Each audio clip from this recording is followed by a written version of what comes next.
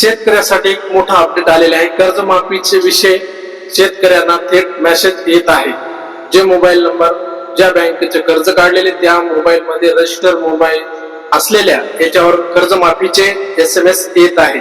चला तर जाणून घेऊया शेतकरी कर्जमाफी विषयी तुम्हाला SMS आला का। अशा तुम्हाला सर्व काही जय शिवराय मित्रांनो। राज्यातील शेतकऱ्यांना कर्जमाफीच्या करण्यासाठी राज्य शासनाच्या माध्यमातून अहिल्याबाई होळकर यांच्या माध्यमातून शेतकरी कर्जमुक्ती योजना 2026 ही योजना आलेली आहे।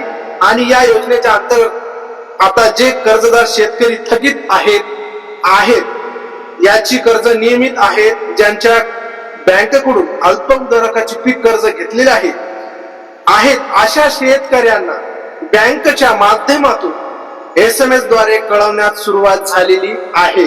आता ज्या बँकेमध्ये तुमचे कर्ज असेल त्या बँकेकडे तुम्ही तुमच्या कागदपत्र दिलेले असतील, ज्यामध्ये तुमचा मोबाईल नंबर रजिस्टर आहे, तुमच्या त्या बँकेतून तुम्हाला SMS येत आहे, त्या मोबाईल नंबरवर तुम्हाला कर्जमाफी विषयी मेसेज येत आहे। तुम्हाला आला का कमेंट बॉक्स मध्ये तुम्ही सांगू शकता। ज्यांच्याकडे बँकेचं रजिस्टर नंबर आहे त्या बँक खात्याला रजिस्टर आहे त्याच खात्याला माध्यमातून राज्याच्या शेतकऱ्यासाठी अहिल्याबाई होळकर शेतकरी योजना कर्जमुक्ती योजना 2026 या योजनेत आणण्यात आलेली आहे। या आमच्याकडे बँक कर्जदार आहेत आणि तुम्ही नियमित कर्जदार शेतकरी आहात, प्रगत शेतकरी आहात आणि तुमच्या कर्ज योजनेमध्ये समावेश करण्यात आलेला आहे। आता याचा संदर्भात अधिक माहितीसाठी म्हणजे तुमचे कर्ज खातं NCP आहे का, तुमचं कर्ज खातं थकीत आहे का, असाही SMS येऊ शकतो।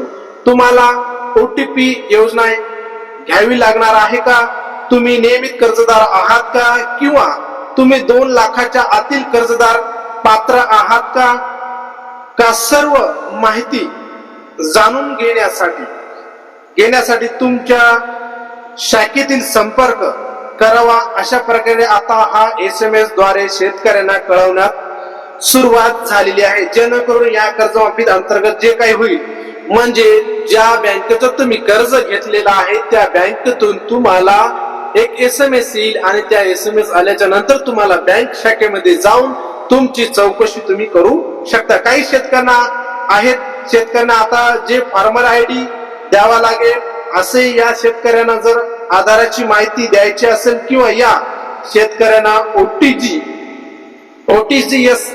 OTPच्या योजना किंवा या शेतकऱ्या इतर काही कर्जाची रिफंड काम करायचे असेल तर आता बँकेच्या माध्यमातून पार पाडवली जाणार आहे। याच्यासाठी आता प्रत्येक शेतकऱ्यांना SMS द्वारे बँकेच्या माध्यमातून कळवण्यास सुरुवात झालेली आहे।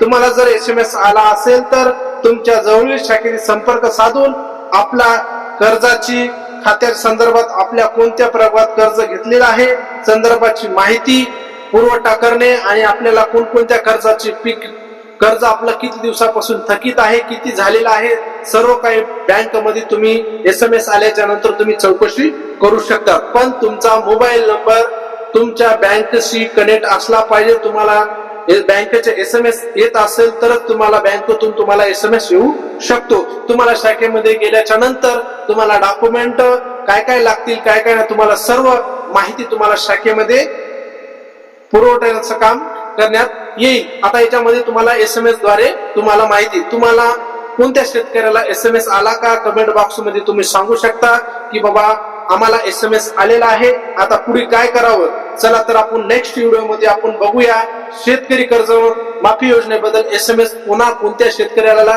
आणि कोणत्या जिल्ह्यातून आलेला आहे आणि कोणत्या तालुक्यातून कोणत्या गावातून आला तुम्ही कमेंट बॉक्स मध्ये आम्हाला सांगू शकता।